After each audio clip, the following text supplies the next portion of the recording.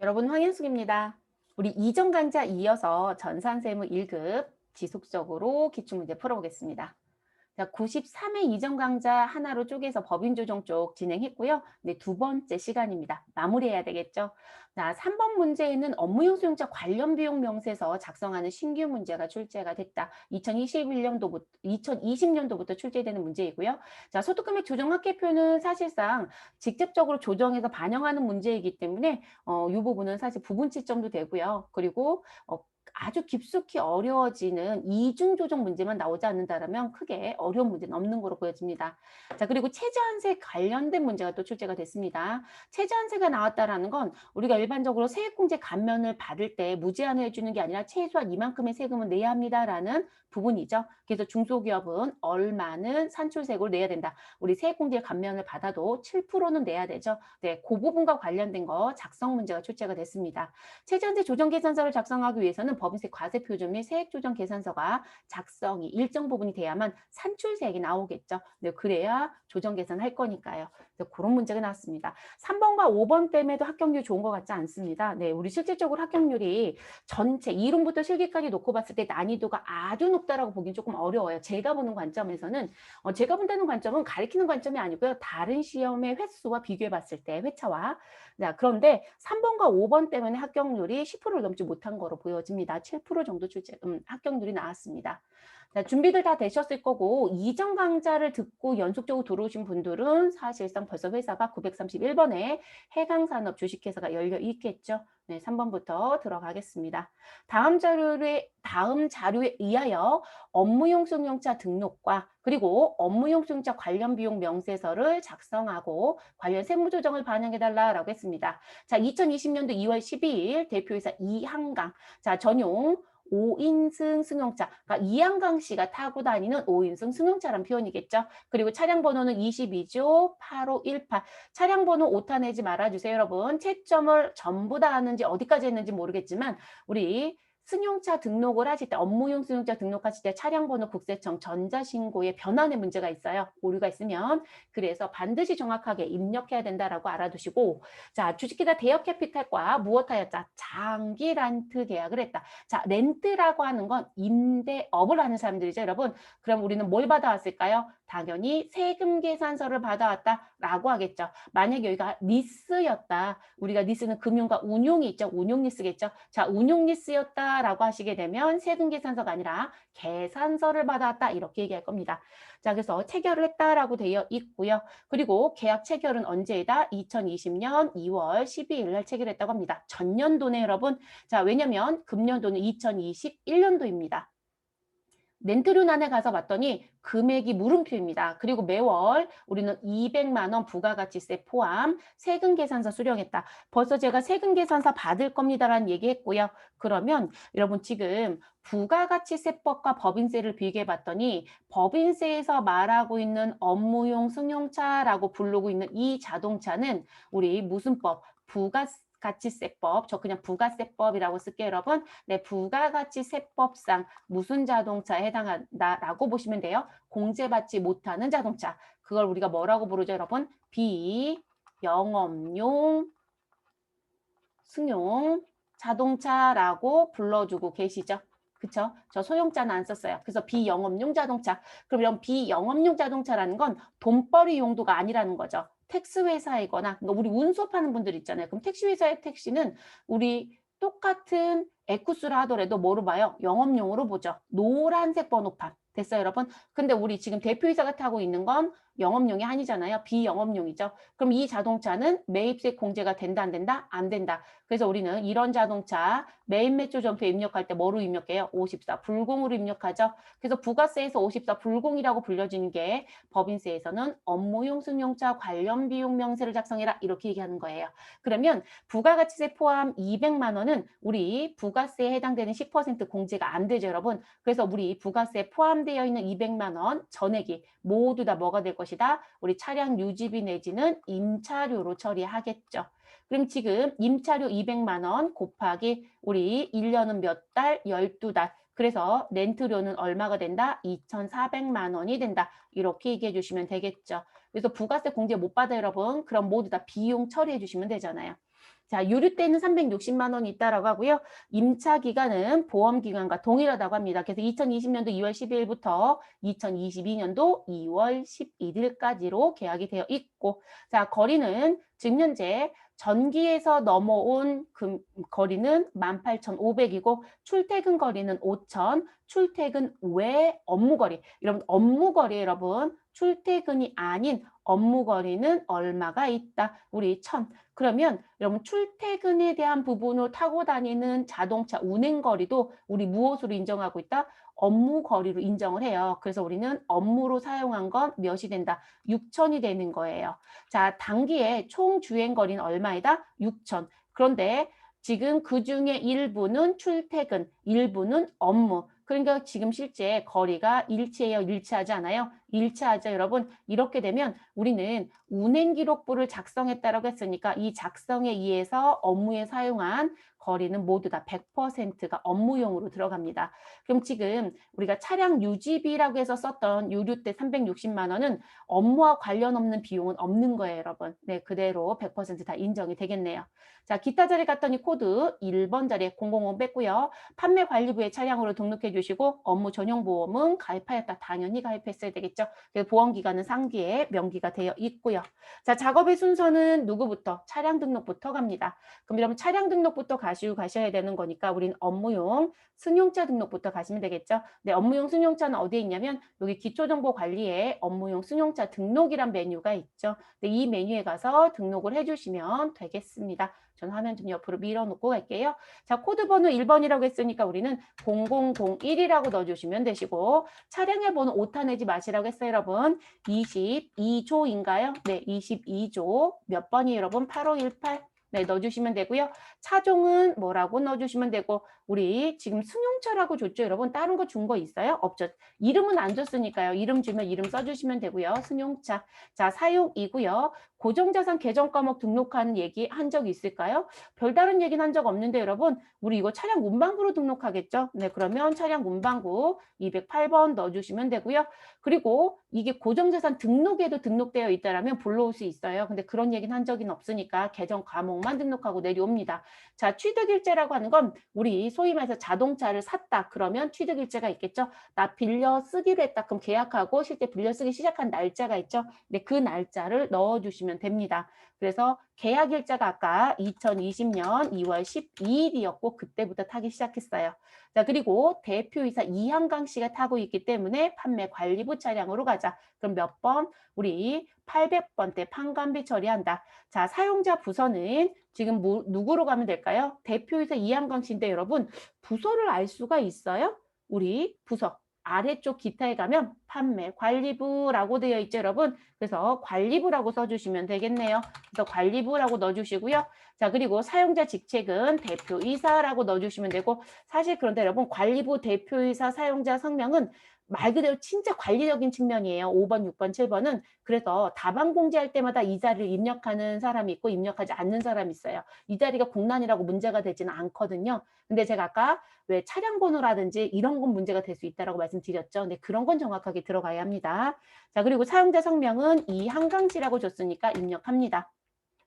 자가차예요? 빌린 차예요? 빌린 차. 자, 무슨 리스이다? 네, 우리 무슨 자동차? 렌트. 그럼 2번이네요.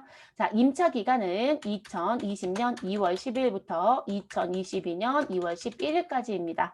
자, 보험은 업무용 수용자 가입했냐는 거죠? 네, 업무 전용 보험 가입했습니다. 그래서 가입으로 가시면 되시고요. 그래서 1번 선택해 주시고 자, 보험의 기간은 재밌는 건 여러분 보험 기간은 2020년도 2월 10일부터 22년도까지 다 전체를 가달래요. 대부분 1년마다 갱신하는데 어쨌든 준대로 갑니다. 그럼 2020년도 2월 10일부터 2022년도 2월 11일까지 됐어요, 여러분? 실제요, 1년마다 갱신하기 때문에 2020년도 2월 12일부터 언제까지? 2021년도 2월 10일까지 그리고 다시 2022년도 우리 2월 12일부터 2022년도 2월 10일 이런 식으로 두 칸이 써지거든요. 근데 우린 중거대로 가시라고요. 고민하지 마시고.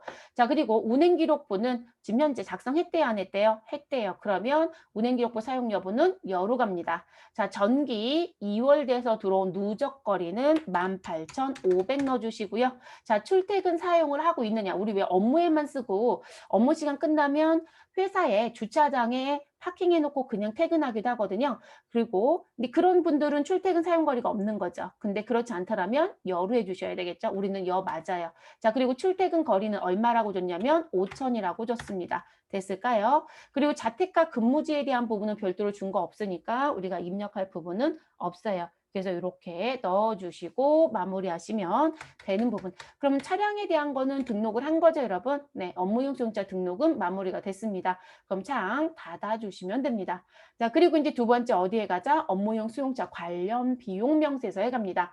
그럼 그 부분은 어디에 있겠어요, 여러분? 과목별 세무조정 쪽 맨 끝에 가면 업무용 수용차 관련 비용 명세서 있죠? 네, 메뉴 클릭해 주시면 되겠습니다. 그럼 이렇게 메뉴 오픈이 됐으면 저희는 입력하도록 할게요, 여러분. 그럼 지금 들어와져 있는 부분에 보시면 여기 상단 부분에 버튼 있고 여기 업무용 수용차 등록에 대한 실행이라는 부분이 있고 세로 블록이라는 게 있어요. 자, 여기 세로 블록이라는 버튼 누르시면 우리 업무용 수용차에 등록했던 정보 들어오고요. 이 자리에 들어와서도 여기 업무용 수용차 등록 실행이라는 버튼이 있거든요. 요거 가지고도 여기서 곧바로 간편 등록도 가능해요. 그래서 저희는 외부에 있는 메뉴에서 등록을 하고 들어왔지만 여기서도 등록할 수 있다라는 거. 자, 우린 새로 블록이 버튼 눌러서 자동차 반영해 주시고요. 됐어요, 여러분? 그럼 차량 번호와 차종과 그리고 자가차인지 렌트차인지 리스차인지 들어올 거예요. 그러면 렌트라고 되어 있고요. 우리 보험 가입했으니까 여로 되어 있고 100% 이거 기간이 전부 다 일치하는지를 보는 것 때문에 100이라고 들어오는 거고 우리 운행기록부 작성했다 안 했다? 했다. 그러니까 여죠. 자, 그리고 우리는 2021년도 1월 1일부터 12월 31일까지 12달을 자동차를 탄 거죠. 됐나요? 자, 그래서 이렇게 들어온 부분입니다. 그럼 여기까지 이제 정리가 됐고 그 다음 나머지 입력을 또 해보도록 할게요. 자, 그럼 지금 여기 총 주행거리, 그럼 총 주행거리는 단기의 총 주행거리는 얼마이다? 6천이었죠. 그럼 그 6천 넣어주셔야 되겠죠. 그래서 이 자리에 6천을 넣어줍니다. 됐을까요? 자, 업무용 사용거리에 대한 부분. 자, 지금 보시면 출퇴근은 5천이고요. 출퇴근 외 업무거리는 얼마이다? 1,000이에요. 그러면 이 자리에 1,000을 넣느냐, 6,000을 넣느냐. 그거 실수하지 마세요. 제가 뭐라고 했냐면 출퇴근 거리도 업무 사용으로 본다, 안 본다? 본다겠어요. 그래서 업무거리 1,000과 출퇴근 거리 5천이 더해지면 6천이어서 단기에 전체 타고 다녔던 주행거리와 무엇하더라? 일치하더라. 그래서 우리는 업무 비율이 몇 프로이다? 100%입니다. 이런 얘기 해드렸어요. 근데 이걸 이제 모르시는 분들은 무슨 분 여기다 1,000을 읽더라고요. 그러면 우린 전체 6천 중에 우리 1,000이 차지하는 비율만큼 나와요. 그래서 업무 사용 비율이 16%가 나오거든요. 그러면 우리 송금으로 인정이 되는 비율은 16%밖에 안 되는 거예요. 그래서 여러분들이 이게 지금 업무 거리로 인정되는 부분의 내용이 어디까지냐. 그래서 출퇴근 거리 포함한다. 그리고 당연히 거래처 왔다 갔다 하는 거 포함하죠. 우리 왜 가끔 거래처 경조사가 있으면 경조사 때문에도 주말에도 운행할 수도 있잖아요. 그런 것도 다 들어가고요. 거래처 접대할 목적으로 자동차 갖고 갈 수도 있죠. 그럼 그 접대 때문에도 우리 타고 다니는 것도 다 해당이 돼요, 여러분. 네, 그런 부분들까지도. 그래서 우리는 6번 자리는 1,000이 아니라 6천입니다. 자, 6천 넣어주시면 업무 사용 비율은 100%가 되겠죠. 자, 우린 자가로 사가지고 온 게 아니기 때문에 취득가액은 있다 없다? 없어요, 여러분. 취득가액이 들어오는 건 내가 지금 자가라는 자동차가 들어올 때 임차 여부가 렌트가 아니라 내 차라는 표현이 들어올 때 자, 그리고 12달 동안 빌려 쓰고 있었고요. 자, 임차료라고 해서 감가상각비 포함이라는 부분이 들어와요.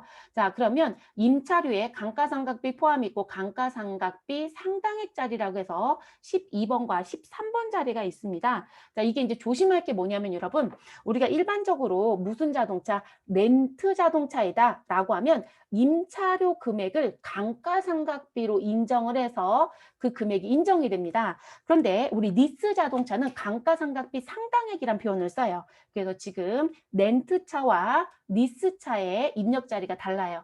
그래서 우리 무슨 자동차는 렌트 자동차는 12번 자리에 렌트에 해당되는 임차료를 입력하면 그 임차료 곱하기 몇 프로 70%만큼 뭐가 될 것이다? 감가상각비로 인정이 되어집니다. 됐을까요? 그런데 우리 금융리스와 운용리스가 있다라고 했었죠. 근데 금융리스는 돈 빌려서 내 자동차를 사는 거기 때문에 내 자동차예요. 근데 운용리스는 빌려 쓰는 거죠, 여러분. 그러면 그 운용과 관련돼서 들어온 운용 리스료가 있을 겁니다. 그럼 그 운용 리스료는 지금 리스료로 지불하는 금액이 있겠죠, 여러분. 그 부분이 감가상각비 상당하게 들어옵니다. 그래서 이 운용 리스료 같은 경우는 내가 매달 내는 리스료에서 보험료라든지 수선비라든지 그런 금액들을 빼야 돼요. 그래서 그걸 뺀 금액에 대해서 감가상각비 상당하게 또 인정이 돼요. 그러니까 다 손계산을 하셔야 돼요.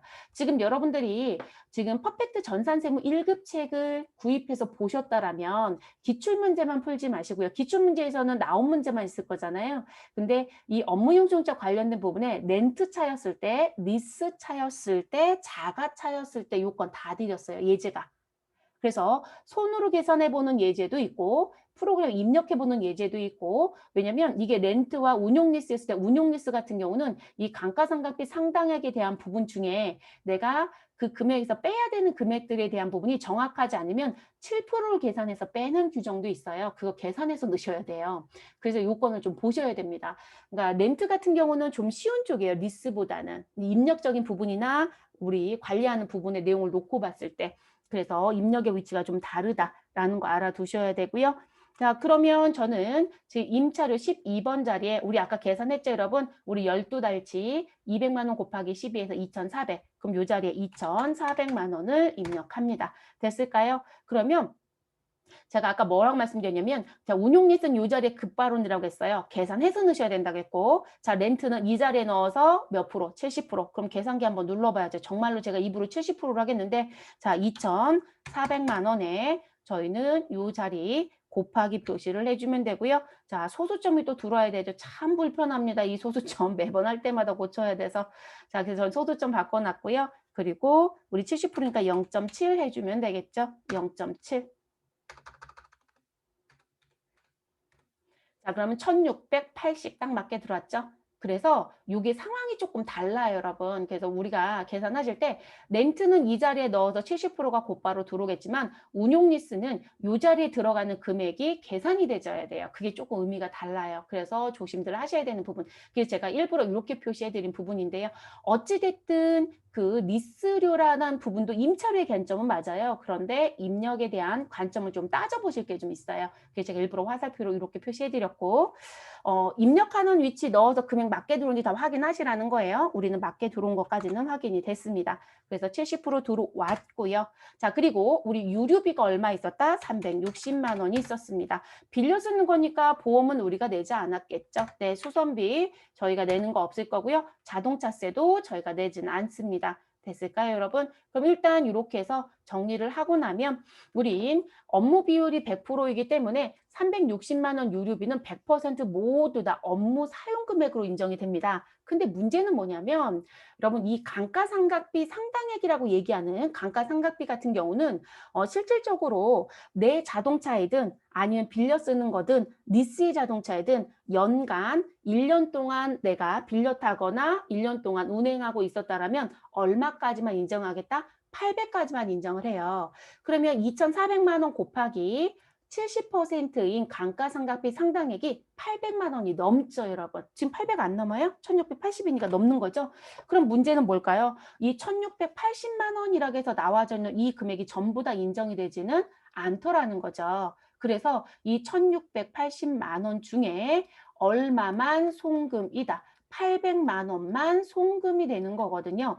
그러면 넘친 금액 얼마요? 우리 초과된 게 있잖아요. 그렇죠? 한도 초과되는 것처럼 초과된 금액은 800을 빼면 880이네요. 그럼 이 880만 원은 송금으로 인정이 된다 안 된다? 안 돼요, 여러분. 그럼 이 부분은 송금 무엇이 될 것이다? 불산입이 됩니다. 근데 우리는 지금 현재 내 차이다, 남의 차이다, 남의 차. 빌려 탄 거죠.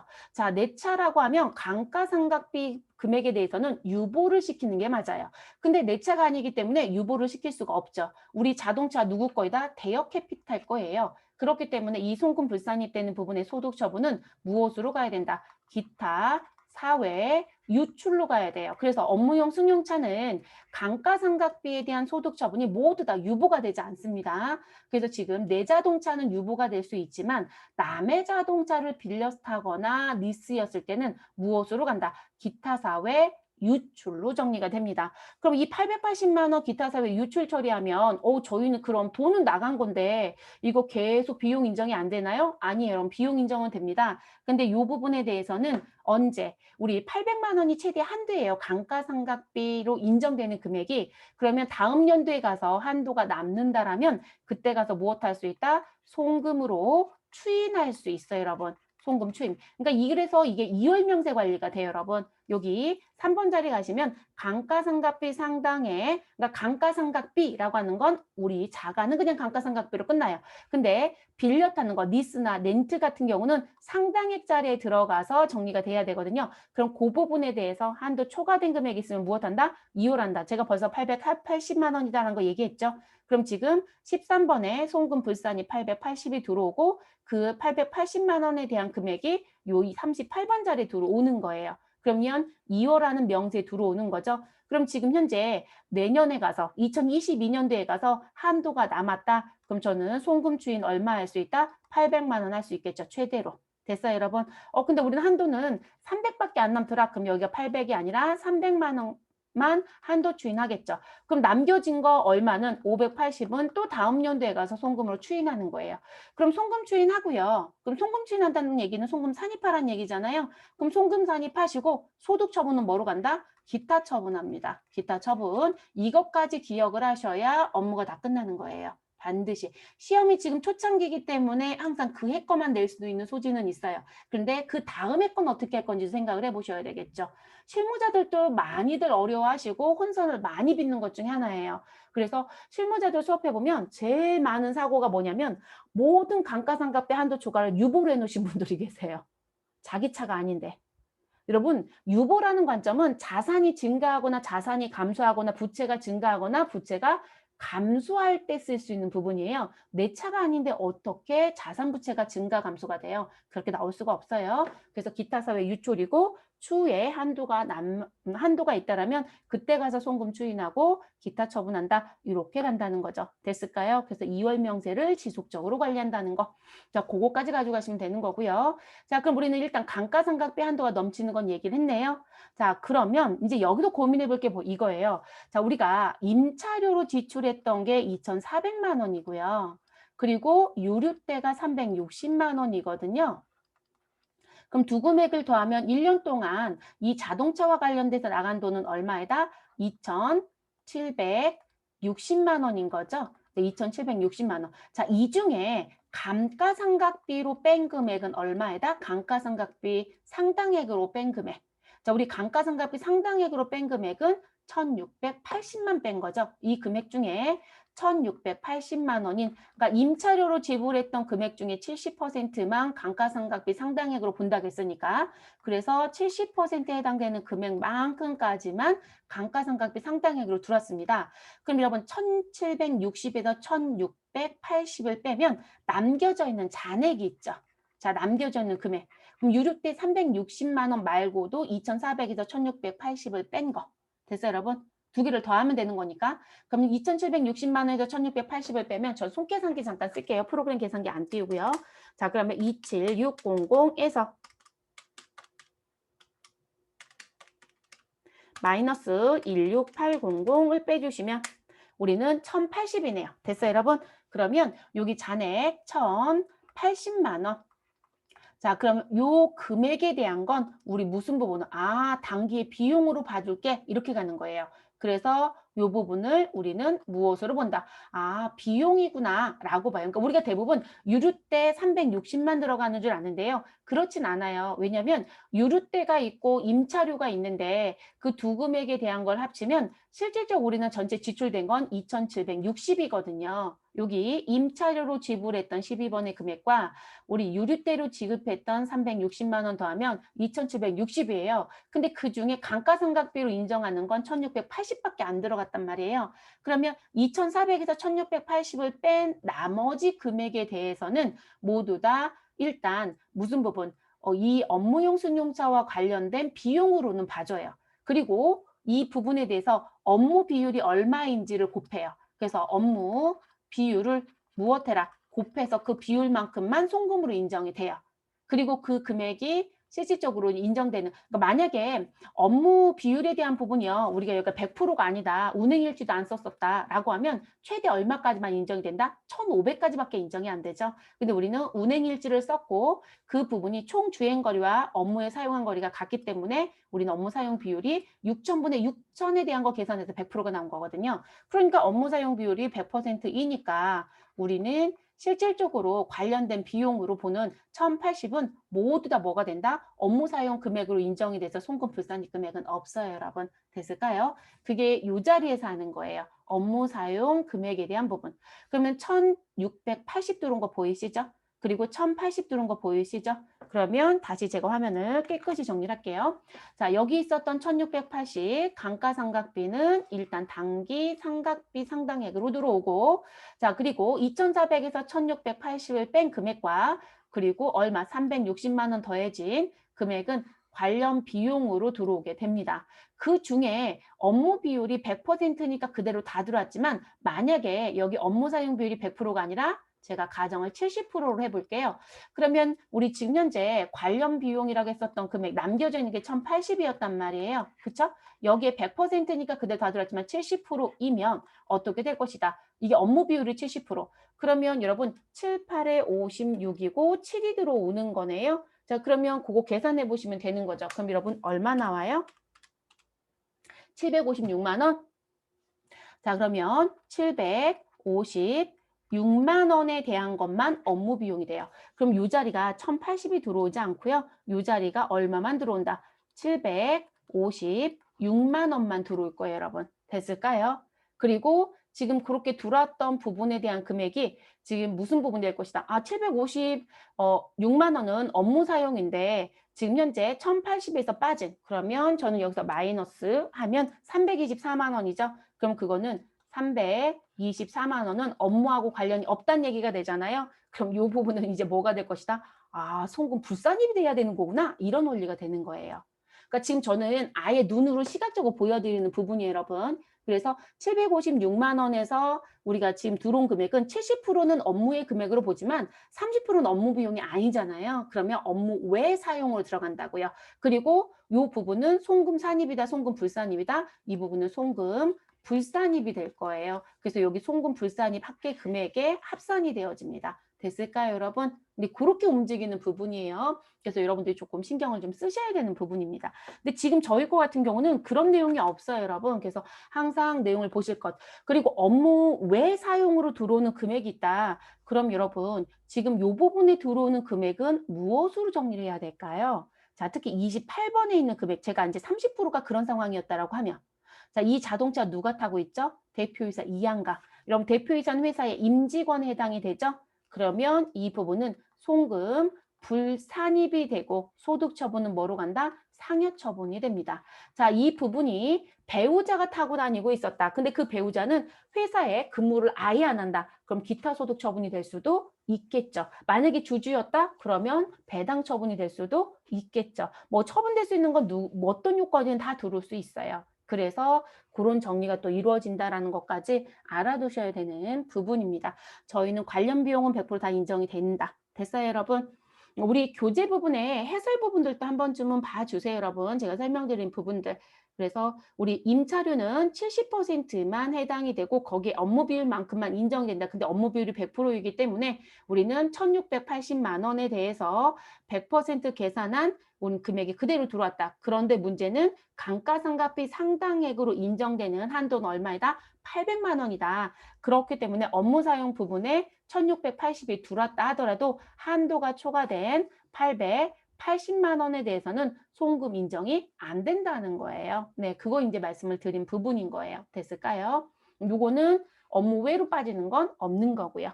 됐나요? 그러면 누구만 세무조정하시면 돼요? 송금 불산입되는 건 감가상각비 한도 초과만 해주시면 되겠네요. 자, 이건 벌써 기타 사회 유출 처분한다라는 얘기까지 해드렸죠.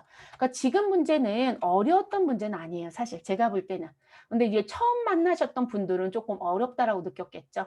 자, 혹시라도 높아지면 말씀드립니다. 시험지에 단서를 달 수 있겠죠. 자, 여기 시험지에 단서를 다는데 출제자가 이렇게 얘기합니다. 이 문제 하나요. 무슨 업으로? 부동산 임대업으로 가정한다 라고 얘기해요. 그럼 이런 부동산 임대업은 감가상각비로 인정되는 금액이 한도가 800이 아니라 400이에요. 반토막이 납니다. 접대비도 똑같고요. 그러면 여기 버튼 보시면 부동산 임대업 등이라는 거 있죠. 네, 여기 체크해 주시면 금액이 바뀌어요. 자, 한도 초과 금액 바뀌는 거 보이시죠?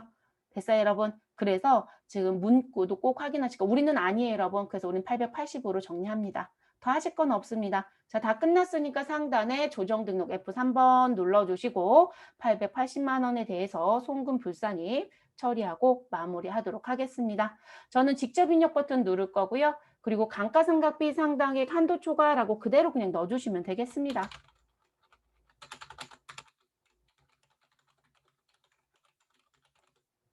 금액은 880만 원이라고 넣어주시고 그리고 여러분 유보 아니에요. 내 차가 아니다. 라고 말씀드렸죠. 기타 사회 유출 몇 번? 6번으로 갑니다.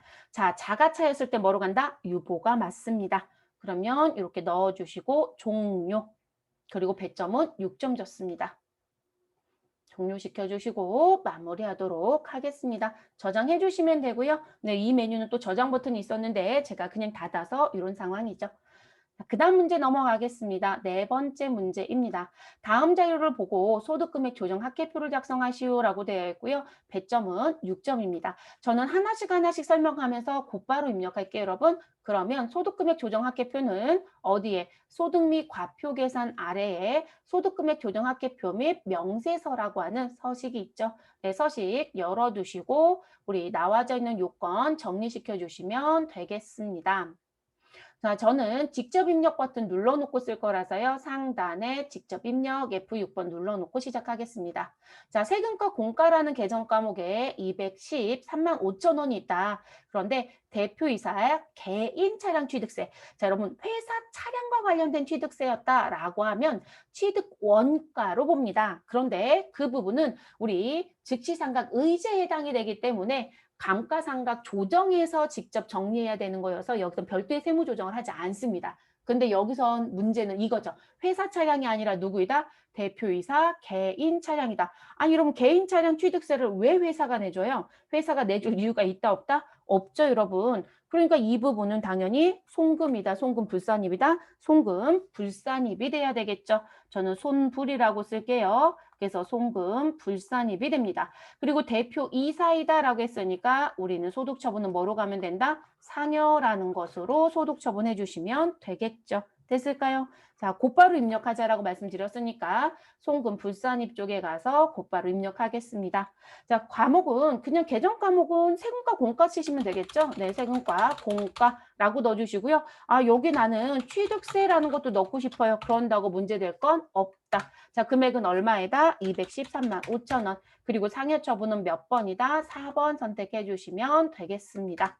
두 번째, 세금과 공과 315만 7,400원. 간주 임대료와 관련된 부가가치세. 그럼 간주 임대료와 관련된 부가가치세는 우리 법인세법상 증빙 특례 규정에 의해서 세금과 공과금으로 인정되고 있고 증빙 별도로 받지 않죠. 네, 문제될 거 없습니다. 송금 인정됩니다. 자, 세 번째 세금과 공과 51만 7,200원. 자, 법인의 사업용 부동산에 대한 재산세. 여러분, 회사에서 사용하고 있는 부동산에 대한 재산세는 회사 돈으로 내셔야 되는 거고 당연히 세금과 공과금이 맞습니다. 네, 이것도 송금 인정이니까 별도의 세무 조정은 필요하지 않습니다.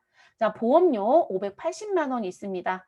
자, 화재 보험 기간은 2021년도 7월 1일부터 2022년도 6월 30일까지입니다. 자, 문제는 여러분, 우리 발생주의에 의해서 회계 처리해야 되죠? 근데 그게 어디에서는 세법에서 법인세에서는 권리 의무 확정주의라는 거로 바뀌어집니다. 그래서 그 권리가 의무가 확정된 사업 연도의 비용이나 수익으로 가는 거예요. 그럼 결론적으로 2022년도 언제부터 우리 지금 나와전 이 보험료는 2022년도 1월 1일부터 6월 30일까지는 당해연도께 아니죠, 여러분. 그래서 이 부분은 언제 깨 된다? 차기 연도 깨 된다. 그러면 이 부분은 보험료가 아니라 무엇으로 가야 된다? 선급 비용으로 계상해야 되는 거죠, 여러분?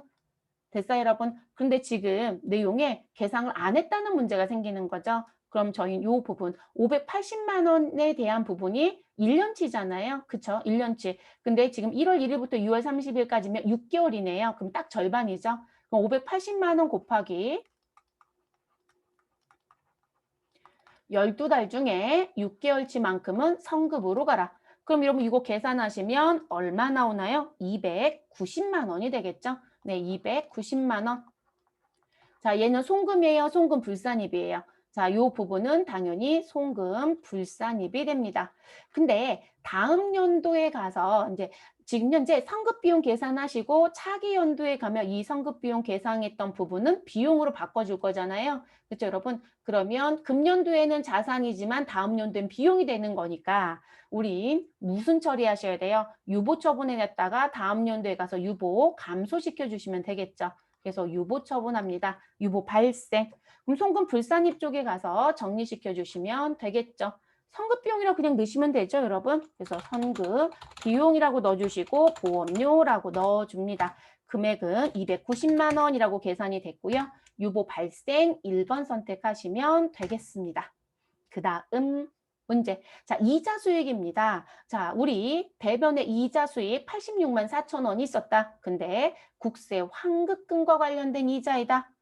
여러분, 제가 지금 세금 신고를 제때 못해서 또는 세금 신고는 하였지만 납부를 제때 못해서 우리는 납부지연 가산세가 나왔다. 그게 일종의 무슨 부분? 가산세의 성격으로 봤지만 이자 성격이라고 봐야 되거든요. 그래서 하루당 얼마 이자를 내라. 그래서 만분의 1.5를 내고 있잖아요. 근데 제가 국세라든지 지방세를 과오납하게 되면 돌려받을 때 이자가 붙는다 안 붙는다? 붙어 여러분. 그걸 우리가 환급금 이자라고 합니다. 그럼 이 부분에 대해서 생각해 볼 게 뭐냐면 가산세 송금 인정이 돼야 안 돼요? 여러분 가산세. 우리 가산세 송금 인정 안 되거든요. 그쵸? 전 이 자리에 쓸게요. 자, 가산세 우리는 송금 뭐가 되고 있다? 불산입이 되고 있다. 그럼 이 부분하고 형평성을 고려해야 되기 때문에 우리는 누가 있으면 자, 과오납에 의해서 환급금 이자를 받게 되면 이 부분에 대해서는 무슨 처리를 해라? 입금 불산입을 해줘야 되는 게 맞아요. 근데 어쨌든 회사로 돈이 들어오기 때문에 자산의 증가는 그대로 가는 거예요.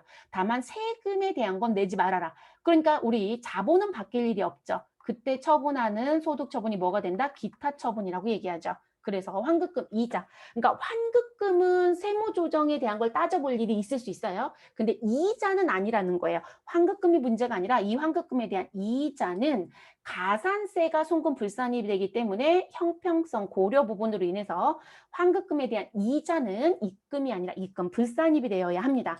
그래서 이자 수익으로 회계 처리에 따른 문제도 나오지만 자비이익 처리에 따른 문제도 많이 나오잖아요. 그것 꼭 고민해 주셔야 되겠죠. 그러면 우린 상단에 뭐라고 쓰자? 이 부분은 입금 불산입이 되는구나. 소득 처분은 우리 자본의 변화는 없기 때문에 기타 처분한다. 이렇게 정리해 주시면 되겠습니다. 됐을까요? 그럼 입력하러 또 가죠, 여러분. 자, 입금 불산입은 오른쪽 편에서 넣어주셔야 되겠죠. 그리고 그대로 국세, 환급금, 이자라고 넣거나 또는 이자 수익이라고 넣거나 어떤 거로 넣든 상관은 없다. 자, 금액은 86만 4천 원 넣어주시고 기타 처분은 몇 번? 3번이네요. 네, 이렇게 선택해 주시고 마무리하시면 되겠습니다. 자, 기부금 한도 초과 340만 원, 지정 기부금 한도 초과라고 되어 있습니다. 자, 여러분, 요 지정 기부금이 이제 법령의 문구가 바뀌어 나올 수 있죠, 여러분. 그래서 법정 기부금이든 지정 기부금이든, 자, 제가 법령이 바뀌어 나올 수 있다라는 얘기는 뭐냐면 우리가 기부금 조정 명세라는 쪽에 가시면 2021년도부터 문구를 바꿔서 내죠. 여러분 지금 제가 실무용 프로그램들을 갖고 있어서요. 자격증 프로그램이 아니라 아이큐브 ERP랑 뭐 스마트에이 그런 실무용 프로그램을 갖고 있어서 중간에 이렇게 업데이트 메시지가 뜰 때가 있어요. 자, 창 잠깐 닫았고요. 여기 가시면 법인세법 24조 2항 1호, 24조 3항 1호 이렇게 나올 수 있어요. 그러면 24조 2항 1호 같은 경우는 과거에 법정기부금이다라고 불렀던 걸 말하는 거고 24조 3항 1호는 지정기부금을 지정하는 용어입니다. 그래서 여기 지정기부금이라고 되어 있는 이 부분에 문구가 여러분들이 시험 보러 갔더니 뭐라고 나오더라. 자, 요 자리를 지금 제가 불러드렸던 제 24조 제 3항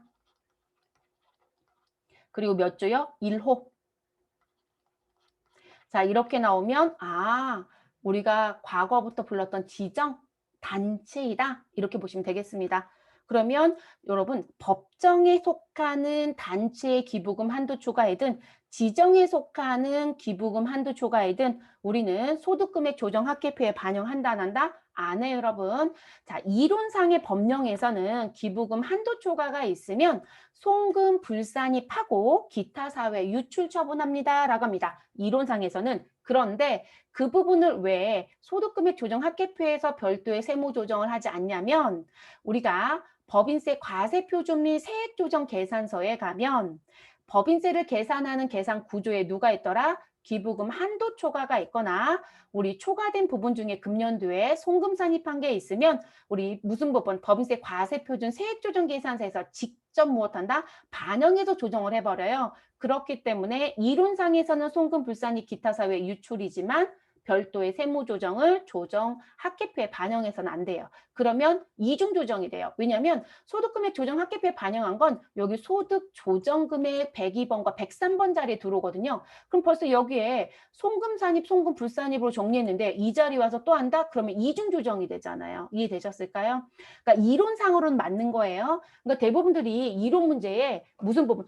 기부금 한도 초과가 기타 사회 유출이라고 하는데 이게 맞아요? 이렇게 물어보세요. 맞아요, 여러분. 이론상으로는. 그런데 서식을 작성하는 과정에 가서 봤더니 어디에? 법인세 과세표준 조정계산서에 직접을 넣어버리기 때문에 별도 조정을 어디에? 합계표에 안 하는 거예요. 됐나요? 그래서 이 부분은 별도의 조정은 있다 없다? 없다. 이렇게 가지고 가시면 되겠습니다. 정확하게 내용은 파악을 하셔야 되는 부분이에요. 자, 그 다음 자본금과 적립금 조정명에서 을지의 기초잔해. 여러분 자본금과 적립금 조정명세에서 갑지와 을지가 있죠. 그러면 친구 부속서류 쪽에 있는 요 서식을 말하는 건데 자, 요 서식을 보실 때 여기 기초라고 하는 부분은 언제 금액을 말하는 것이다. 여러분 우리 지금 2021년도 기준으로 봅니다. 그러면 요 기초라는 건 우리 몇 년도에서 넘겨받은 거 2020년 우리 12월 31일을 기준으로 법인 조정했었겠죠. 그래서 그때 작성했던 기말에 잔액이 우리 무엇으로? 기초의 금액으로 들어오는 겁니다. 그럼 여기 있었던 이 기초 금액은 금년도에 조정사항이 발생한다라면 우리 당기 중 증감 자리에 입력한다 안 한다? 하겠죠. 근데 대체적으로 기초에 대한 금액이 없어진다라고 하면 감소 자리에 가는 거고요. 증가 자리에 가는 거다라고 하는 건 당기에 무엇한 거? 자, 요게 유보 발생이 모이는 자리죠. 최소한 법인세 공부를 했고 시험 준비한다면 이 의미는 아셔야 되죠. 그래서 유보 발생, 다만 여기가 마이너스 유보가 들어올 수도 있고 플러스 유보가 들어올 수도 있겠죠. 그리고 여러분들이 소득금액 조정 합계표에서 유보 감소시킵니다 라는 건 내가 과거에서 넘겨받은 기초가 없어진다는 표현이에요. 다만 기초의 금액이 음수라고 하면 우리 감소되는 것도 그대로 음수로 써야 되는 것이고 기초의 금액이 양수의 유보로 넘어온 거라고 한다면 우리 없어지는 것도 그대로 양수의 금액으로 없어집니다. 자, 이렇게 가는 부분. 그럼 자본금과 적립금 조정면에서 을지의 기초잔액이라고 줬네요. 그러면 그 기초잔액에 재고자산 평가 증에 해당되는 제품 얼마가 있다? 270만 원이 있다라고 얘기를 하네요. 그러면 여러분 기업 머릿속에 갖고 가야 되는 것 중에 뭐가 있냐면 무조건 차기 연도에 반대 조정을 해야 되는 게 있다 없다? 있다. 그 반대 조정을 무조건 해야 되는 게 누가 있을까요? 여러분 대손충당금 한도 초과는 우리 반드시 다음 연도에 가면 무조건 무엇한다? 송금 추인한다. 그래서 제가 오토라는 표현을 써요. 오토매틱처럼 하시라고요. 그래서 무조건 없애야 된다. 그 무조건 없애는 것 중에 또 하나가 뭐가 있다? 재고자산 평가 증가 또는 평가감입니다. 내가 재고자산 평가를 했는데 지금 현재 금액이 무엇되어 있다? 크게 잡혀 있다? 작게 잡혀 있다. 그러면 우리가 재고자산 기말재고 금액이 크거나 작고 잡히는 거에 따라서 제가 이렇게 쓴 건 대변만 보시라는 거예요. 그럼 여기가 기말이고 그리고 여기가 매출 원가가 들어오겠죠. 그러면 기말 재고 자산의 금액이 증가하면 원가는 감소하고 기말 재고 금액이 감소하면 원가는 증가하게 되겠죠. 그러면 기말 재고 자산이라는 건 자산을 의미하는 것이고 매출 원가라는 건 비용을 의미하죠. 그래서 이런 비용이 증가하면 자산은 감소하고 자산이 증가하면 비용은 감소하는 식의 원리예요. 그러면 이걸 물어보는 거잖아요. 그러면 재고자산 평가에 의해서 우리 매출 원가를 증가시켜라라는 얘기거든요. 그러면 매출 원가를 증가시킨다는 의미가 된다는 건 기말재고 금액이 너무 과대하게 잡혔다는 얘기거든요. 반대면 뭐 감이란 표현을 또 쓸 거고요. 그래서 그 부분은 무조건 무엇해야 된다? 없애주셔야 돼요. 그래서 기말재고자산 평가 증이나 평가감은 무조건 무슨 조정이다? 오토 조정이다. 반대 조정. 저는 서식 보여드리냐고 왔다 갔다 해서 이런 거 나오는데요. 저장 안 해도 되니까 아니하고 닫아주시면 되겠습니다. 됐을까요? 그러면 지금 이거 정리해야 되겠죠, 여러분? 그럼 우리 이 부분은 반대 조정해야 되니까 무슨 산입하자? 그럼 제가 조금 전에 뭐라고 했냐면 기말재고 자산이 많이 크게 잡혀 있어서 우리 줄여줘야 되는 부분입니다. 그래서 이게 평가증과 평가감이 헷갈린다고 얘기들을 많이 하세요. 그럼 저는 어떻게 보시라고 하면 재고자산 평가에 의해서 원가가 증가한다. 그래서 재고자산 평가에서 원가가 감소해야 된다. 그러면 감 이렇게 보시라고 해요. 그러면 전년도에 재고자산 평가에 의해서 원가가 증가했으니까 송금 산입해놨겠죠. 비용을 증가시켜야 되니까. 그러면 반대로 가면 무엇 하시면 돼요? 송금 불산입. 그럼 송금 불산입은 누가 똑같은 말이에요? 입금 산입하고 똑같은 말이죠. 그래서 이 부분은 입금 산입을 해주시고요. 그리고 있었던 거 없애는 거니까 유보 감소를 시켜주시면 되겠습니다. 됐을까요?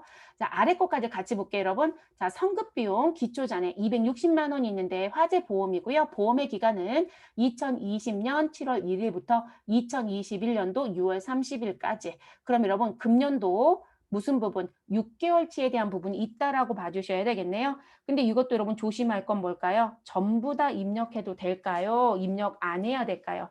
자, 이걸 조심해야 되는 부분이겠죠? 자, 지금 현재 요 내용 보실 때요. 성급비용이 260만 원이 있었다는 얘기는 보험의 기간이 전년도부터 금년도까지 넘어온 부분이 있었는데 성급에 260 있다는 건 금년도에 해당되는 기간이 있었다는 거죠. 그럼 금년도 거는 2021년도 6월 30일로 끝나지잖아요. 그러니까 이 260만 원도 기간이 경과가 됐다고 봐야 되니까 뭐가 되줘야 돼요? 정리해야 되네요. 그럼 전년도에는 성급비용 송금 불산입했겠죠. 우리 금년도 거 성급비용 보험료 290만 원 송금 불산입했던 것처럼 자 그러면 이 부분은 무슨 부분? 송금 산입해 주시면 되겠네요. 그래서 송금 산입해 주시고 유보를 무엇 해달라? 있었던 거 없애는 거니까 유보를 감소시켜 주시면 되겠습니다. 됐을까요? 자, 이렇게 가는 부분. 자, 그 다음 건물에 대한 자본적 지출액 3천만 원이 있는데 자, 손익계산서에 무엇으로? 수선비로 회계 처리했대요. 자, 여러분 이런 식의 문구를 우리가 뭐라고 얘기한다? 즉시 상각 의제라고 얘기하죠. 상각한 것처럼 보겠다. 그래서 즉시 상각 의제가 있구나. 그래서 당해 연도에 무엇한 것처럼 감가상각한 것처럼 보겠다. 그러니까 장부상의 회계 처리는 이제 회계적인 입장에서는 우리 차변에 뭐라고 처리해놨는데 나 수선비라고 처리했어. 이 얘기인 거죠. 얼마를? 3천만 원을. 근데 원래 여러분 회계 처리했을 때 수선비가 아니라 뭐로 했었어야 되는 게 맞아요. 지금 이 부분은 건물이라는 게 정상인 거죠. 원래 수선비 대신에 건물 3천만 원 이렇게 처리했었어야 되는 거죠. 그런데 이 처리를 하였다 안 하였다? 안 하였다라는 얘기가 되는 거잖아요.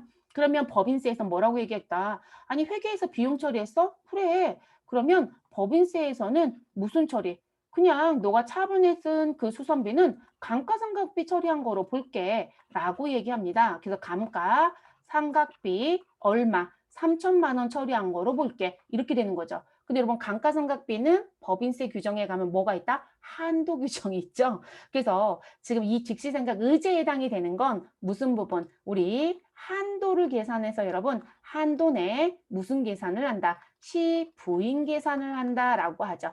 시부인이라는 건 한도 내 금액에 해당이 되면 시인으로 끝내고 초과가 되면 뭐가 된다? 부인으로 가라. 이런 얘기가 되는 거죠. 그래서 시부인 계산을 해야 합니다. 지금 두 번째 점에 있는 건 난이도가 좀 높다라고 봐야 되겠죠. 이거 대부분 손계산으로 안 내고 대부분 감가상각 조정 문제를 더 많이 냈었죠. 자, 장부상의 취득가액은 8억이고요. 기초의 감가상각 누계액은 3억 6천만 원이고 정액법이고 내용연수는 40년입니다. 자, 손익계산서에 건물과 관련된 감가상각비 계산 금액은 2천만 원 있대요. 됐어요, 여러분? 그러면 우리는 지금 현재 회계에서 계산하는 방법과 세법에서 계산하는 감가상각비 계산의 계산 공식이 다르지는 않아요, 여러분. 그럼 일단 우리 감가상각비 계산액은 원래 정상적 처리한 2천만 원에 제가 수선비율 처리한 거 감가상각비 처리한 것처럼 취급하라고 했으니까 실제 감가상각비로 회계 처리한 건 2천이 아니라 얼마로 바뀌어야 된다? 5천만 원으로 바뀌어야 되겠죠. 그래서 5천만 원으로 감가상각비를 회계 처리했다. 이렇게 정리하시고요. 자, 그리고 세무상 인정되는 한도 계산을 해야 되겠죠. 저는 한도라고 쓸게요, 여러분. 자, 그럼 한도는 우리 취득금액 얼마 있다? 8억. 근데 우리 원래 자본적 지출 3천만 원은 취득 원가에 가산해서 무엇했어야 돼요? 상각했어야 되는 거죠. 그러니까 취득가액은 8억이 아니라 얼마가 된다? 8억 3천이 돼야 되겠죠. 그래서 8억에 더하기 3천을 들어갑니다. 자, 그리고 이 부분을 누구로 나눠주셔라? 내용연수 몇 년이요? 40년. 그래서 내용연수 40년으로 나눠줍니다. 우리 정액법이니까 여러분. 그러면 이렇게 하시면 되겠죠? 우리 계산 가능하죠, 여러분? 계산기 가지고 우리 8억 3천이네요. 나누기 40년 합니다. 그러면 2,075만 원 나오네요. 맞아요, 여러분? 네, 그래서 이거 계산했더니 2,075만 원이 우리 세법상 한도의 범위가 됩니다. 그런데 저는 회계 처리를 얼마 했다? 5천. 그럼 이 두 금액의 차이가 생기죠. 그럼 그 금액이 뭐가 된다? 송금 불산입이 되죠. 그죠? 한도 초과가 나오잖아요. 한도 초과가 나옵니다. 그럼 송금 불산입은 5천만 원에서 2,075만 원을 빼시면 되는 거죠. 그러면 2,925만 원이 나오네요. 그래서 송금 불산입 2,925만 원만큼. 자, 그리고 이 부분은 추후에 가서 한도가 남으면 그때 가서 무엇 할 수 있다? 송금 추인할 수 있습니다. 그러니까 유보 발생을 시켜주시면 되겠죠. 됐나요? 그래서 지금 현재 소득금액 조정 합계표 작성하는 문제는 마지막에 있었던 건물과 관련된 자본적 지출에 대한 계산 문제가 출제가 돼서 다소 이 문제를 또 어려워하지 않았을까. 근데 여러분 눈치가 조금 빠르신 분들 또는 프로그램 잘 쓰신 분들은 무엇했을 것 같아요? 우리 고정세단 등록 가서 이거 재빠르게 입력하신 분도 있을 거예요. 그래도 계산금액 나오거든요. 근데 이제 서식을 이해 못하시면 거기다 입력하고도 혼자 헤매고 계시겠죠. 그래서 이런 원리적인 문제. 그러면 일단 우리는 세 가지 정리할게요, 여러분. 입금 산입 쪽부터 갑니다. 입금 산입. 자, 입금 산입 쪽에 가셔서 전기 거죠, 여러분. 그래서 저는 전기라고 넣을게요. 전기, 재고자산 평가증. 그래서 재고자산 평가에 의해서 매출원가 증가시켜라. 이렇게 이해하시라고요. 감 뭐로 간다고요? 매출원가 감소시킨다. 이런 의미로 제품이라고 붙여드릴 거고요. 금액은 270만 원입니다. 자, 유보 감소 2번 선택해 주시면 되겠습니다. 그 다음 우리 송금 산입 있었죠, 여러분? 뭐라고 넣자? 전기 선급 비용인 거죠. 선급 비용. 이렇게 넣어주시면 되시고요. 금액은 260인가요? 네, 260만 원입니다. 자, 이 또한 유보 감소 2번을 갑니다. 자, 그 다음 마지막 점에 있었던 거 송금 불산입. 그럼 다시 왼쪽에 와서요. 자, 얘는 감가상각비 한도 초과라고 넣어주시면 되죠. 네, 감가상각비 한도 초과액이라고 넣어주시면 되고 그 금액은 2,925만 원이 됩니다. 그리고 유보 발생시켜 주시면 되겠습니다. 됐나요? 그럼 빠진 거 있어요? 우리 빠진 건 없죠. 네, 그래서 이렇게 마무리를 하시면 우리 무슨 부분 소득금액 조정 합계표 작성 6점짜리 배점 문제는 마무리가 됐습니다. 생각보다 문제가 쉬운 것도 있었지만, 그러니까 쉽다라고 하는 건 항상 패턴적으로 자주 나오는 문제들. 근데 이제 어렵다라고 느꼈던 건 마지막에 있던 건물 자본적 지출 문제가 어렵다고 느끼지 않았을까 싶습니다. 자, 메뉴 종료시켜 주시면 되고요. 우리 마지막 5번째 문제로 들어가 보도록 하겠습니다.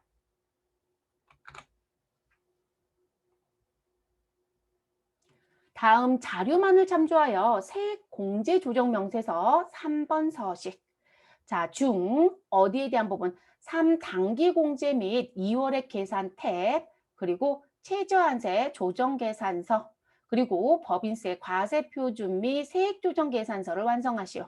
자, 여기서 오해하지 말아야 될 게 여러분, 세액공제 조정 명세서 3번 서식에 가는데 3번 서식에 있는 것 중에 누구만 작성해라? 당기 공제와 2월이라고 하는 부분을 관리하는 창이 있죠. 네, 그 탭만 해달래요. 그리고 최저한제 조정 계산서, 그리고 법인세 과세표준 및 세액 조정 계산서, 자, 그거만 해달라. 당사는 무슨 기업이고 중소기업이고요. 본론 자료는 무시하고요. 아래 자료만을 참조한다. 그러니까 여러분 앞에서부터 우리가 프로세스를 진행하고 왔기 때문에 반영되는 게 있을 거란 말이에요. 근데 그 부분은 신경 쓴다 안 쓴다? 신경 쓰지 마세요라는 얘기가 되는 거예요. 그럼 이 문제는 대체적으로 어디부터 가는 게 가장 좋은 방법이냐면 법인세 과세표준 및 세액조정 계산서를 먼저 가는 게 좋겠습니다. 그래서 저희는 법인조정2에 오면 법인세 과세표준 및 세액조정 계산서가 세액계산 및 신고서 쪽 두 번째 라인에 있죠. 자, 불러오게 하지 마시고 나와져 있는 정보를 그대로 입력합니다. 일정 부분까지. 그럼 결산서상 당기순이익이라고 나와져 있는 금액 넣어주시면 되겠죠. 그래서 3억 1,250만 원 입력. 자, 그리고 입금 산입되는 금액 얼마가 있다? 2,785만 원이 있네요. 2,785만 원 입력. 자, 그리고 송금 산입되는 금액 얼마가 있다? 우리 소득금액 조정에 우리 1억 1,000 맞아요, 여러분? 네, 1억 1,041만 5천 원이 있습니다. 자, 그래서 차가감 소득금액은 2억 2,993만 5천 원이 결정이 됐고요. 자, 나머지 사항들 확인할게요. 자, 중소기업에 대한 특별세 감면이 있고 단기발생 연구 인력 개발비 세액공제가 있고 고용증대 세액공제가 있으며 원천 납부세액이 있고 최저한세에 따른 공제 감면 배제는 납세자에게 무엇한 거 유리한 방법을 선택한다 라고 되어 있고요. 자, 위에 세무조정 자료는 없다. 이외의 자료는 자, 당사는 무엇을 하고자 한다? 분납. 자, 분납은 납부세액이 얼마가 넘어가면 1,000만 원이 넘어가면 분납을 할 수 있죠. 그래서 2천만 원 아래쪽에 있을 때는 1,000만 원 초과 금액만 분납이 되고 2천이 넘어가게 되면 50% 상당액을 분납할 수 있다라고 얘기하죠.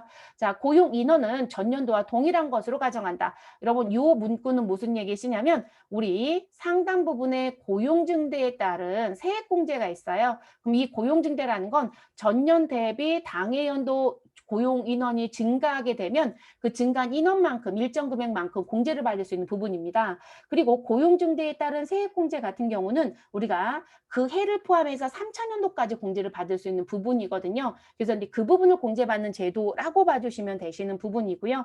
근데 제가 3차년도까지라고 했어요. 그 해를 포함해서. 그러면 결론적으로 금년도에는 변화가 없다라면 과거에 있었던 부분과 과거에 그러니까 언제부터 받기 시작했는지 모르지만 만약에 금년도가 2차년도가 될 수도 있고 마지막 3차년도가 될 수도 있겠죠. 제가 아니죠. 이제 이게 이제 그 해를 포함해서 3년을 받을 수 있다고 했으니까 우리가 그 해는 1차년도라는 표현 안 쓰니까 1차년도, 2차년도까지 이제 받는다고 보시면 되는 건데 그러면 지금 현재 전년도부터 받기 시작했다. 그러면 금년도가 1차년도가 될 거고요. 우리는 전전년도부터 받기 시작했다. 그럼 금년도가 2차년도가 돼서 끝나질 거예요. 이해됐을까요?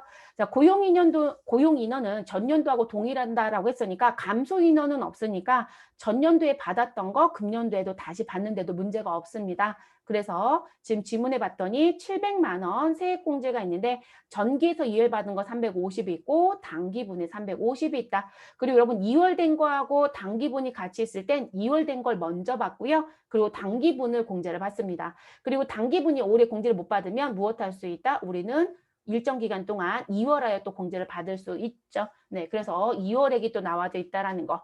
자, 그리고 이제 여기서 이제 여러분이 조심하실 부분이 뭐가 있을까요?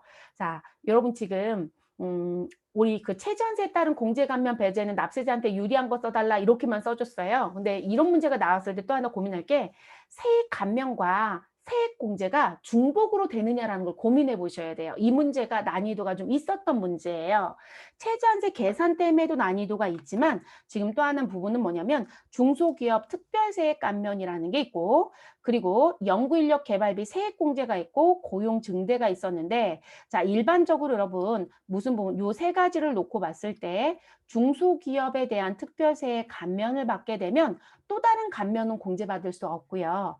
그리고 우리가 세액공제도 받을 수 없는 게 있어요. 특히나 세액공제는 우리 왜 투자와 관련된 세액공제들이 있거든요. 근데 그게 2021년도부터는 통합투자세액공제로 용어가 바뀌어요. 근데 과거에 있었던 투자세액공제 용어를 버리지 못해요. 2월 공제가 있기 때문에.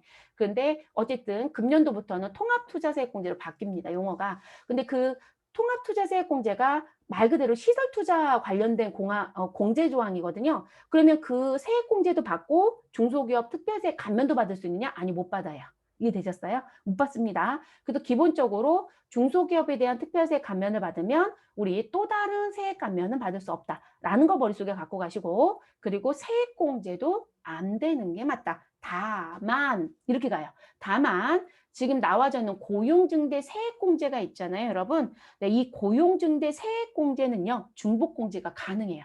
자, 그 얘기는 뭐냐면 세액 감면이 먼저거든요. 그래서 세액 감면도 받을 수 있고 고용증대 세액공제도 가능해요. 그래서 이 부분은 중복에 대한 공제가 가능하다. 그래서 중복공제 가능 이렇게 기억합니다. 아, 감면도 되고 세액공제도 받아도 된다고 이렇게 알아두셔라. 그러니까 이게 그래서 난이도가 이제 높았던 부분이에요. 그리고 제가 분명히 말씀드렸어요, 여러분. 그 해까지 포함해서 몇 년? 3년이라고 했죠. 그 해를 빼면 몇 년? 2년. 그래서 1차, 2차라는 표현을 쓸 수 있다. 그러니까 2월 된 거 뭐 받을 수 있고 금년도에도 고용 인원이 감소하지 않았다라면 우리는 금년도에도 350만 원 공제받는데 문제가 없어요. 됐어요? 해설에 제가 이거 글로 막 얘기했던 거 다 써드렸어요. 길게 일부러 써드렸으니까 해설도 한 번쯤은 보세요, 여러분. 아, 기출문제 해설에는 안 써 있어요. 제가 교재에 써드렸다는 얘기겠죠. 설마 또 기출문제 해설이 없는데 뭔 소리지 하지 마시고. 기출은 답안공지인 거고요. 네, 기출문제는 답안공지인 거고 제가 교재 부분에는 수록을 조금 더 상세하게 드렸다. 이런 얘기입니다. 그래서 이 부분 지금 들어갈 수 있다. 그리고 또 하나 무슨 부분이냐면 여러분 이 고용증대 세액공제 부분하고 중소기업 특별세 감면은 또 하나 뭘 봐야 되냐면 지금 최저한세도 우리가 감안해야 되잖아요. 그러면 이 최저한세 적용 대상이냐 아니냐라는 걸 봐야 되겠죠. 자, 그러면 이 특별세 감면에 있는 중소기업 특별세 감면은 최저한세 적용에 해당이 됩니다. 저는 최자를 쓸게요. 자, 그리고 고용증대에 대한 부분도 최저한세 적용에 해당이 됩니다. 자, 연구인력 개발비 세액공제는 최저한세 적용에 해당이 된다, 안 된다? 아니요, 이거는 제외입니다.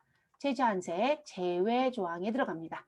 그러면 최저한세 조정에 가서 연구인력 개발비는 입력하면 안 되겠죠. 이해됐어요, 여러분? 네, 해당 사항이 없다라는 거. 그래서 그 부분 알아두시면 되고요. 자, 그리고 연구인력 개발비 세액공제는 제가 아까 이제 고용증대만 강조했는데요. 연구인력 개발비 세액공제는 우리 중소기업 특별세액 감면과 중복공제가 돼요. 그래서 이 부분도 그러니까 일반적으로 연구인력 개발비는 원래 되는데 나머지 세액공제들은 안 되는 게 많아요. 근데 지금 이게 가능하거든요. 그래서 제가 강조를 했던 거예요. 그래서 이 부분도 무엇이 가능하다? 아, 중복공제가 가능하다. 그럼 여러분 제외되는 건 있다 없다? 일단은 없다고 봐주셔야 되겠네요. 됐을까요? 그래서 나온 부분. 그리고 우린 지금 현재요. 이 세액공제 조정 명세에서 원래 메인 창이 있고 거기서 세부 창으로 넘어가야 되는데 우리는 그냥 3번 서식만 작성하라고 되어 있기 때문에 이 서식을 먼저 갔다 올 이유는 없어요. 네. 왜냐면 최저한세에 의해서 우리 중소기업은 몇 프로? 7%의 세금을 산출세금으로 내야 된다고 했잖아요. 아무리 최저한세, 죄송해요. 세액공제 감면을 받아도 그러면 이 7%보다 감면받는 부분을 적용했을 때의 산출세액이 더 크면 상관이 없어요. 근데 작으면 무엇해야 된다? 우리는 다 감면받을 수 없다. 공제받을 수 없다라고 해서 우리 무슨 부분? 조정에 대한 금액이 생겨요. 그걸 우리가 조정감이라고 하거든요. 조정에 의해서 금액이 감소시켜지는 게 있다. 이런 표현이라고 보시면 돼요. 그럼 지금 이 부분을 파악하고 이 조정감이 있으면 요 서식에 또 무엇 해야 된다? 직접 입력을 또 하셔야 돼요. 그러니까 우리는 최저한세 조정 명세서의 최저한세 조정 계산서를 먼저 작성할게요, 여러분. 네, 그렇게 가도록 하겠습니다. 그러면 들어가 보도록 하죠. 기본적인 정리는 끝났으니까. 자, 그러면 법인세 과세표준 세액조정 계산서 일단 세액 감면과 공제 부분을 적용하기 전까지 내야 되는 산출세액은 얼마이다? 우리 2,598만 7천 원. 자, 여기까지 작업이 됐으니까 반드시 저장 버튼 눌러줍니다. 그래야 최저한세 조정 계산서에 요 금액을 불러드릴 수 있어요. 그래서 반드시 저장. 그러니까 창을 닫을 필요는 없고 여러분 그냥 저장만 하시고 넘어가면 되겠습니다. 자, 최저한세 조정 계산서 가는데 한 가지 더 부연 설명할게요. 여러분 최저한세 적용 대상인지 제외인지 나는 아직도 헷갈린다. 제가 시험 준비할 때는 최소한 몇 가지는 기억하고 가세요라는 표현을 많이 해드리는데 자, 그렇다라면 어디 갔다 오시면 되냐면 자, 법인조정 1에 가시면 우리 공제감면 세액조정 2에 가시면 공제 감면 세액 및 추가 납부 세액 합계표라는 서식이 있죠, 여러분. 자, 이 서식에 가면 우리 최저한세 적용 대상과 제외되는 부분을 무엇할 수 있다? 확인할 수 있어요. 그래서 최저한세 배제와 관련된 감면, 그리고 지금 현재 해당되는 부분들 이렇게 글씨 보고 판단하실 수 있죠? 이 내용에 들어와서 확인하셔도 됩니다. 됐을까요? 저는 미리 결정해 드렸으니까 안 들어갈게요. 자, 법인 조정 2에 가셔서 최저한세 조정 계산서 클릭해 주시고요. 자, 들어가자마자 우리는 법인세 과세표준 및 세액 조정 계산서에서 계산했던 산출세액과 소득을 불러와야 되니까요. 상단에 F12번 불러오기 버튼을 눌러줍니다. 그럼 표시한 데이터 불러오겠습니까? 라고 묻겠죠. 그러면 세액 공제와 감면 부분 빼고는 자료가 들어옵니다.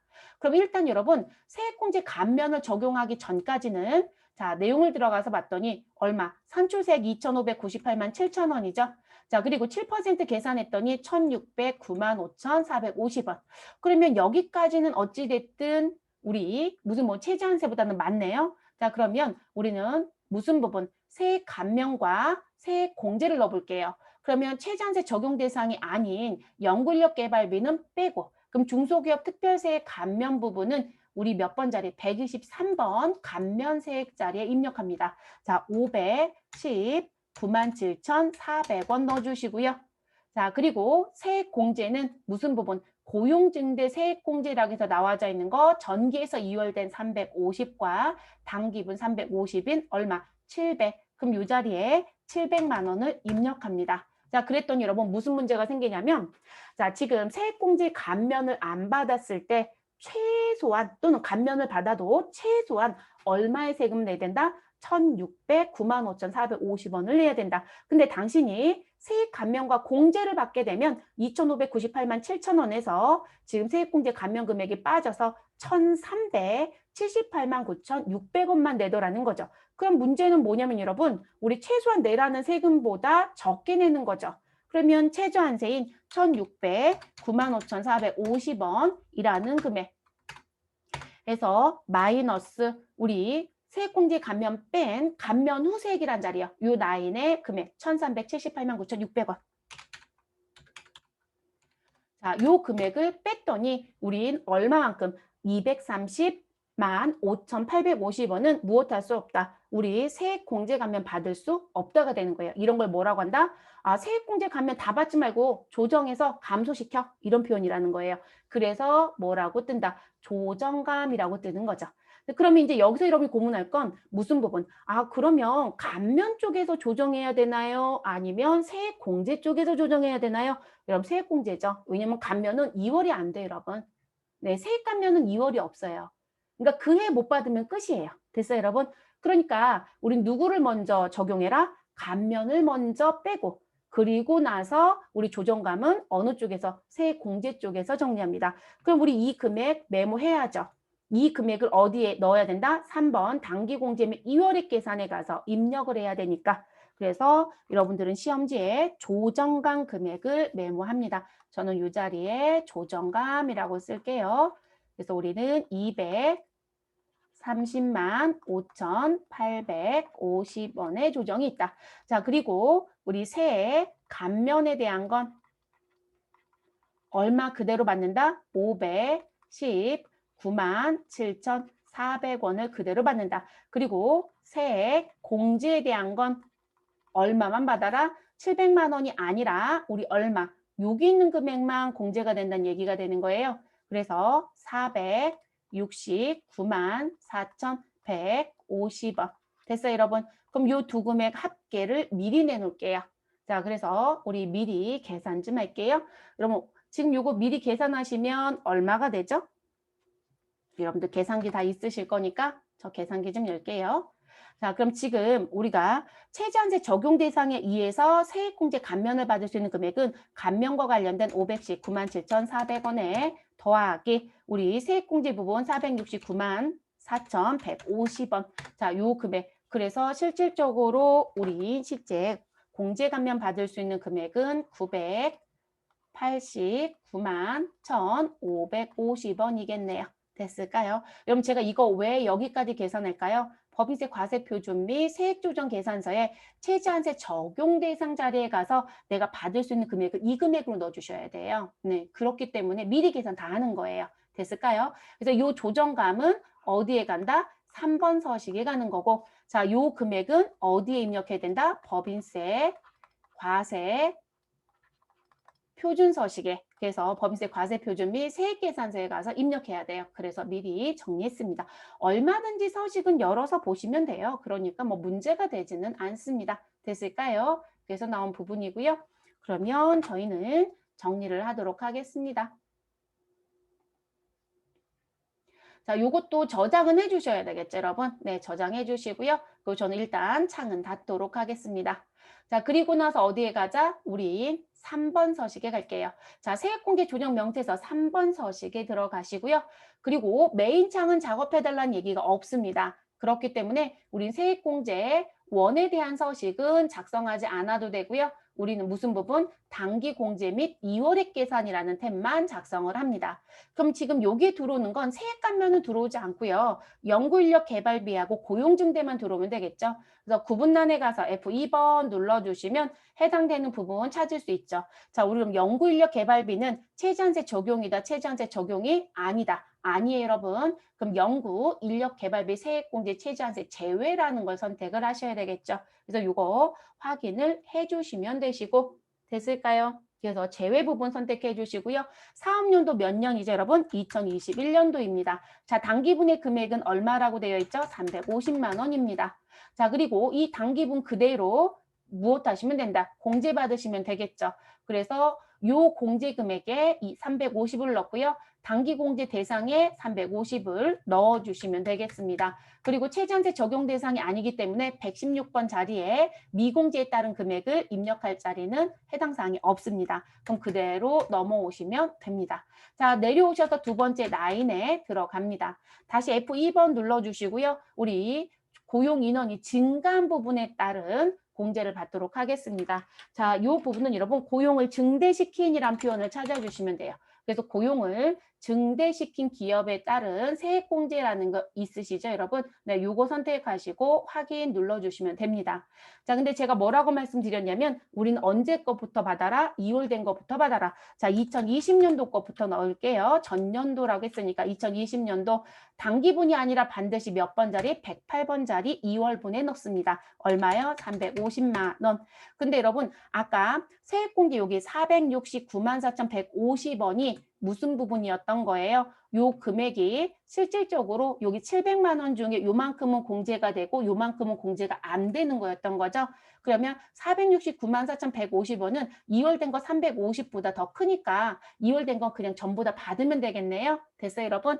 자, 2020년도에서 2월 된 거고 우리는 1차 년도다, 2차 년도다, 1차 년도죠. 그래서 1차 연도 자리에 350이라고 넣어주시면 되겠습니다. 만약에 이게 2020년도가 아니라 2019년도에서 2월 받은 거다. 그러면 2월분에 입력은 하는 건 맞아요. 연도는 2019년도이고 그러면 1차가 아니라 몇 차 년도? 2차 년도에 넣어주셔야 되겠죠. 그래서 이거 입력하는 위치도 정확하게 넣어주셔야 한다는 거. 자, 그래서 이렇게 넣어주시고 우리 이 350은 그대로 공개를 다 받기 때문에 116번 최저한세 적용에 따른 미공제세액에는 입력하는 금액은 없습니다. 그러니까 여러분 조정감이라고 해서 제가 3번 서식에 가서 넣어야 합니다. 라고 했던 요 230만 5,850원이요. 몇 번짜리? 116번 난에 넣어야 되는 거예요. 116번 난 입력해야 되는 부분입니다. 그래서 메모를 해가지고 온 거예요. 됐을까요?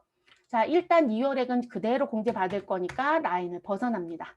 자, 그 다음 우리 몇 년도? 2021년도 곧바로 사업년도 넣어주시고요. 당기분에 얼마? 350만 원 넣습니다. 자, 그러면 당기분 그대로 이제 들어오겠죠, 여러분? 자, 그럼 요 금액을 그대로 이제 넘어갈 건데, 자, 요거 전부 다 공제를 받을 수 있느냐라는 문제가 생길 거잖아요. 그죠? 다른 부분은 제가 손을 안 댔기 때문에 공제세액이 다 들어온 거란 말이에요. 그런데 우리 문제는 무엇이다? 350 전부 다 공제를 못 받는다는 거죠. 그래서 116번 최저한세 적용에 따른 공제, 미공제 부분에 얼마를? 230만 5,850원을 넣어주셔라. 됐을까요? 그러면 우리 공제세액 118번짜리가 얼마로 바뀐다? 119만 4,150원. 그러면 2월 된 거 350에 당기분 중에 119만 4,150원이 더해져서 우린 얼마가 공제세액이다? 누구만 고용증대 부분이 469만 4,150원. 그러면 우리는 고용증대 하나밖에 없었으니까 이 금액과 일치하는 거 보이시죠?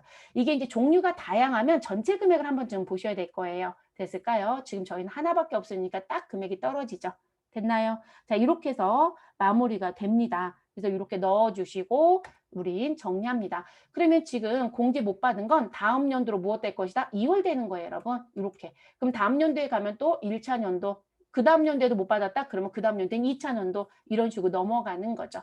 이게 지금 현재 우리 10년간 2월 공제가 가능하죠. 금년도에 법이 바뀌어서 서식이 안 바뀐 건 신경 쓰지 마세요. 이건 뭐 우리가 바꿔줄 수 있는 부분이 아니라 업데이트가 돼서 바뀌는 거니까 해당되는 부분만 정확하게 넣어주시면 되겠습니다. 됐을까요? 그럼 여기까지 이제 다 끝났으면 저장이라는 걸 눌러주세요. 네, 저장 눌러주시고 그럼 여러분 지금 최저한세 조정 계산서 작성했죠? 당기공제 및 2월액 계산에 해당되는 3번 서식 작성 끝났어요. 이제 누구 마무리하시면 돼요? 법인세 과세표준 및 세액조정 계산서. 자, 그럼 이 부분은 창을 닫아주시면 되고요. 법인조정 2에 가셔서 법인세 과세표준 및 세액조정 계산서를 열어줍니다. 우린 미리 열어놨던 부분이 있죠, 여러분? 그럼 이제 요 서식에 마무리를 합니다. 그럼 이제 들어와서 어느 부분? 121번짜리 최저한세 적용 대상 공제 감면세. 자, 그럼 121번짜리 넣는 거 제가 미리 계산했죠, 여러분? 법인세 과세표준 및 세액조정 계산서에 넣어주셔야 될 금액입니다. 라고 했던 거. 그래서 이 자리에 얼마 넣어주시면 된다? 989만 1,550원을 입력합니다. 됐을까요, 여러분? 자, 그리고 우리 연구인력 개발비는 최저한세 적용 대상 아니죠, 여러분? 그럼 그 부분은 123번짜리 최저한세 적용 제외 공제 감면세. 됐어요, 여러분? 감면 또는 세액에 대한 금액. 자, 그러면 이 부분에 대한 거 얼마? 350만 원 그대로 전액 넣어주시면 되겠습니다. 자, 그래서 가감계 금액은 얼마이다? 1,259만 5,450원이 결정이 됩니다. 그중에 우리는 중간예납은 없나 봐요. 원천 납부한 세액이 얼마가 있다? 88만 원. 자, 특별한 얘기가 없으면 여러분 이 금액은 다 법인세로 봐주시면 되고요. 혹여라도 이 원천 납부세 88만 원에 지방소득세 10%가 포함되어 있다면 80만 원만 입력하셔야 돼요. 근데 우리는 별도의 얘기가 없으니까 128번 원천 납부세액에 88만 원 그대로 입력해 주시면 되겠습니다. 그럼 여러분 지금 우리 내야 되는 세금은 1,000만 원이 넘어가죠? 그럼 우린 분납한다 안 한다? 한다. 그러면 위에서부터 엔터 쳐서 내려오시면 여기 분납할 세액, 우리 세금은 현금 납부가 원칙입니다. 그래서 분납할 세액에 현금 납부라는 자리에 커서가 오면 여기 분납할 세액 171만 5,450원이라고 메시지가 뜨죠, 여러분? 네, 요거 보시고 그대로 이 자리에 타이핑 그래서 1715450 입력하시면 우리 171만 5,450원은 분납이 되고 우리 3월 31일자에 1,000만 원은 먼저 낸다라는 결론이 나와집니다. 됐을까요? 이렇게 정리. 그러니까 지금 고용증대 부분이 최대 이슈인 건 맞아요, 여러분. 현실적으로. 그러니까 지금 한국세무사에도 여러분 최근에 이슈가 되는 시험 문제를 자꾸 내고 싶어하는 부분이 있어요. 그래서 우리가 세액공제 감면이 정말 종류가 많아요. 조세특례 제한법상에 들어오는. 그래서 새로운 게 나오면 좀 당황스러운 부분들인 것 같아요. 그래서 고용증대도 최근 들어서 내고 있는 뭐 이슈거리이기도 하고 금년도 코로나나 여러 가지 문제들이 있어서 이 고용증대 감소 인원에 대해서 이게 원래 고용 인원이 감소하면 기존에 공제받았던 거 여러분 다시 토해내야 돼요. 다행히도 페널티는 없어요. 페널티라는 건 뭐냐면 세액공제 감면을 받았다가 추후에 다른 이유로 인해서 다시 토해내야 되면 우리가 페널티가 있거든요. 페널티라고 하는 건 가산세를 물리는 연체성 이자를 받아요. 제가 과언납하면 환급금 이자 받는 것처럼 우리도 그런 이자를 만분의 1.5에 대한 이자를 내야 되거든요. 근데 이 고용증대는 그 부분이 또 해당이 안 돼요. 그리고 금년도 같은 경우는 2020년도부터 코로나 발생으로 인해서 2021년도에 고용인원 감소한 회사가 너무 많다는 거죠. 그래서 그 부분은 잠정적으로 그대로 가요. 그래서 올해는 고용인원이 감소했어도 과거에 공제받았던 부분에 고용에 따른 세액공제를 다시 토해내는 부분은 적용하지 않습니다. 좀 달라진 거죠. 그냥 1년을 뒤로 넘겨버렸어요. 그래서 금년도는 무엇하지 마라. 그러니까 금년도는 안 하라는 얘기는 2020년도 귀속분 법인세 신고 부분에 대해서는 카운트하지 않습니다. 그리고 2021년도부터 다시 재카운트를 합니다. 그러니까 그게 이슈가 되고 있다 보니까 시험 문제에서도 내고 싶어 하는 것 같습니다. 그리고 다시 한번 말씀드리지만 반드시 세액 감면 부분에 대한 내용을 적용하실 때 또 다른 세액 감면과 중복으로 적용이 되느냐? 안 된다는 거. 그래서 감면은 하나만 받을 수밖에 없다라는 게 기본적인 원칙이에요. 그리고 세액 감면을 받는데 특히나 중소기업 특별세액 감면이 가장 기본 감면이에요. 근데 그거 받을 때 우리 세액공제를 중복으로 받을 수 있느냐? 안 돼요. 근데 대표적으로 세액공제를 중복으로 받을 수 있는 게 연구인력개발비 세액공제 있고요. 그리고 고용증대도 되고, 그리고 중소기업 고용인원 증가에 따른 사회보험 공제제도가 있어요. 네, 그 부분도 중복공제는 가능합니다. 지금 퍼펙트 전산세무 1급을 보고 계시면 그 세액공제 감면 이론 파트가 있을 거예요. 그 부분에 중복으로 되는 거 몇 가지를 써드린 게 있어요. 시험에서 자꾸 건드는 부분들이 있어서 최소한 내용 정리해드린 게 있으니까 그런 것도 한 번쯤은 좀 들여다보시는 게 좋지 않을까 싶습니다.